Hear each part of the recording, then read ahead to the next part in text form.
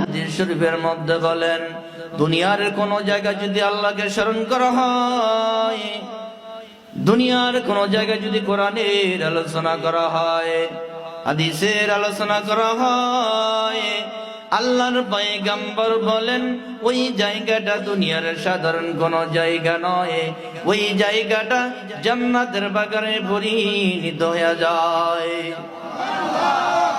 আমার আল্লাহ ডাক দিয়ে বলে, হে রহমতের ফেরেশতা, যাও যাও জলদি করে ওই ময়দানে যাও, যাইয়া দেখো কারা কোরআনের কথা বলতে আছে আর কারা বসে বসে গনগন নাশিদের মধ্যে শুনতে আছে। আল্লাহর অর্ডার পাইয়া আল্লাহর রহমতের ফেরেশতারা এই ময়দানের চতুর্পাশে দিয়ে দাঁড়ায়া যায়। এক একজনের কাঁধ উপরে এক একজন দাঁড়াইয়া একেবারে আল্লাহর আরশ পর্যন্ত দাঁড়ায়া যায়। আমার আল্লাহ ডাক দিয়া বলে, রে ফেরেশতা,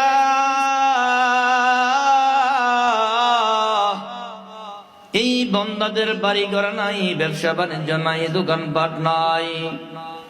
ফেরেশতারা ডাক দিয়ে বলে, মাওলা গো, আমরা জানি এদের দোকানপাট আছে, ব্যবসা বাণিজ্য আছে, হাল চাষ বাড়ি ঘরে সব কিছু আছে।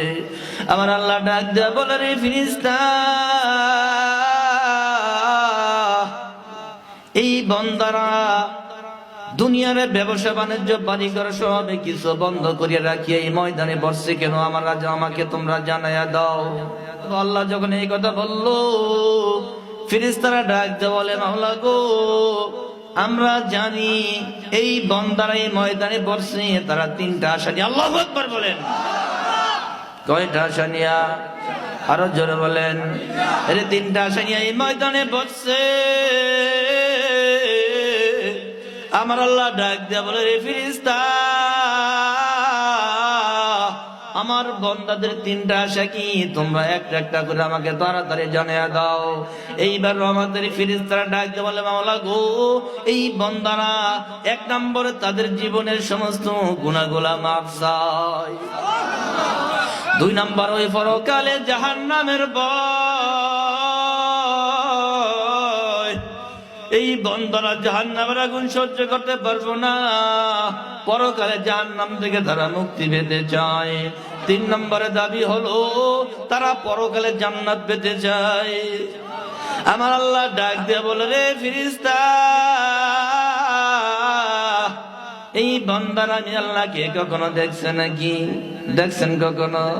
ফেরেশতারা বলবে, না মাওলা, আপনাকে কখনো দেখে নাই। আমার বানানো জান্নাত জাহান্নাম কখনো দেখছে নাকি? কয় না মাওলা, আপনার বানানো জান্নাত দেখে নাই, জাহান্নামও তারা কখনো দেখে নাই। আমার আল্লাহ ডাক দিয়ে বলে, ফেরেশতা,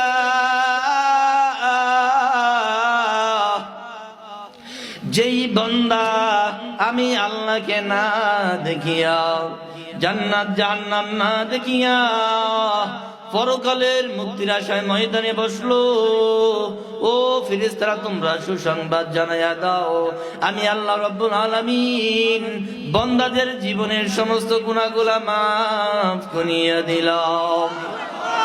এর নবীর উম্মতের দল,